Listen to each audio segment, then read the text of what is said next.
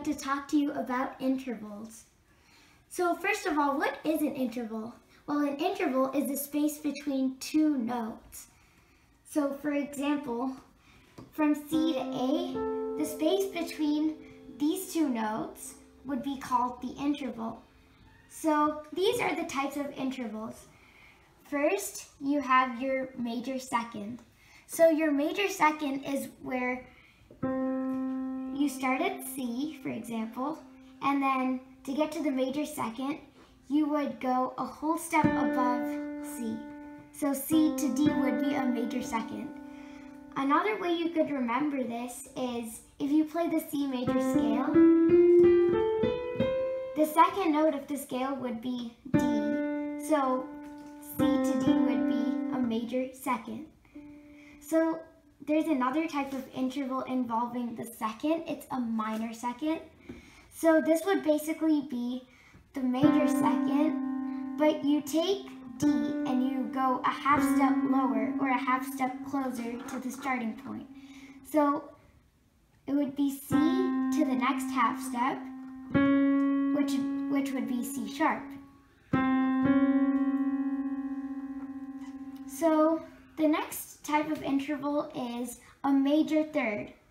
So that would be C to E. Now this is because if you take the C major scale again and you play three notes of it, 1, 2, 3, you would end up at E. Therefore, C to E would be a major third. And there's a new trick for minor third.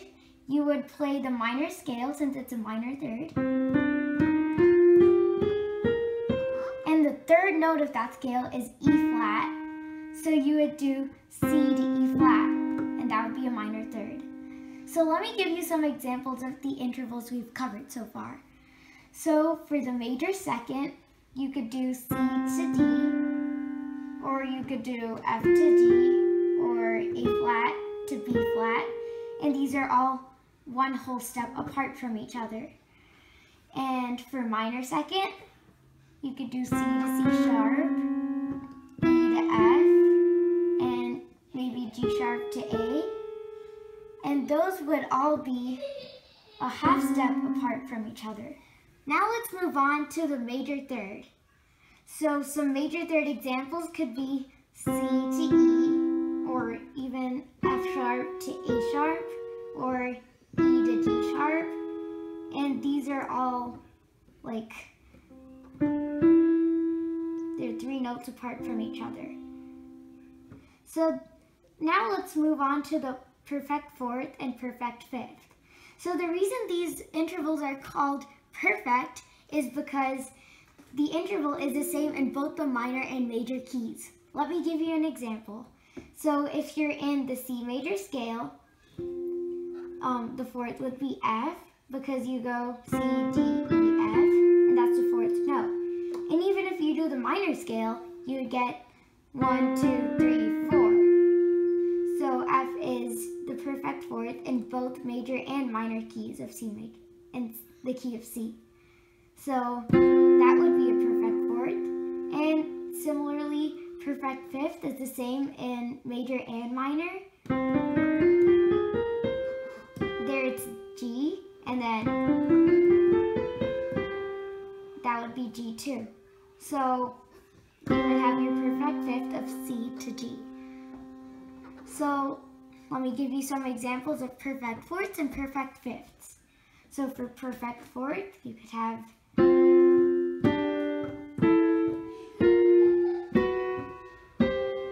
and for perfect fifth, you could have. Now let's move on to the last four intervals. So you would have a major sixth. So you start from the tonic of the scale and go to the sixth note. So C, D, E, F, G, A. So that would be your major sixth in C major. And then for the minor sixth, you would just do the opposite. You would go to the minor scale. So C to A flat would be your interval. And then for the major and minor sevenths, for the major seventh, you could just remember it as the tonic to the leading tone of the scale. or you could say an octave and then you just move the top C down a half step. So you would have C to be in the key of C major. And for the minor 7th, you play C and then go to the 7th note of the minor scale, and that would give you C to B flat. Let me give you some examples of 6ths and 7ths. And now for the major 6th. So here's a major 6th in a song example. So as you can see, the tonic of this song is C, and we just landed on the major 6th of the key, which is A. It's the 6th note of the C major scale. So that would be one example of a major 6th. Now for some more examples of major 6ths.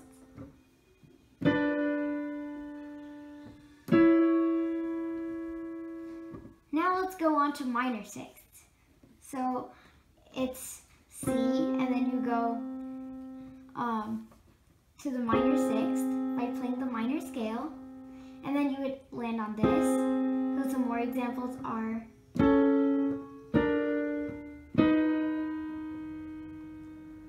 So now we've covered all of the intervals. Now let's look at some interval relationships. So the first interval relationship is between the minor 2nd and the major 7th. So you would have, for example, C to C sharp. That would be your minor 2nd. But then you take this C and move it up to the next C on the piano. And you play C sharp with your new C, and you get your major 7th. Another example is if you take D to E flat, and you move the D up an octave, and you have a major 7th. And then you have your major 2nd to a minor 7th. You would take C to D, and once again, you would move C up to the next octave, and there you would have your minor 7th. Now for the third relation. This is between the minor 3rd and the major 6th. So your minor 3rd would be C to E flat, and then you move the C up an octave, and you have your E flat to C. And then you have major 3rd to minor 6th. That would be, for example, C to E, you move the C up an octave, and you have E to C, which is your new interval, your minor 6th. And finally, the last relationship is between the perfect 4th and the perfect 5th. If you have C to F, this is a perfect 4th, you just move the C up the next octave, and you have a perfect 5th. So we've covered everything about intervals. To learn more about major and minor, just look for my video. And if you have any questions about intervals, feel free to comment below. Thanks for watching.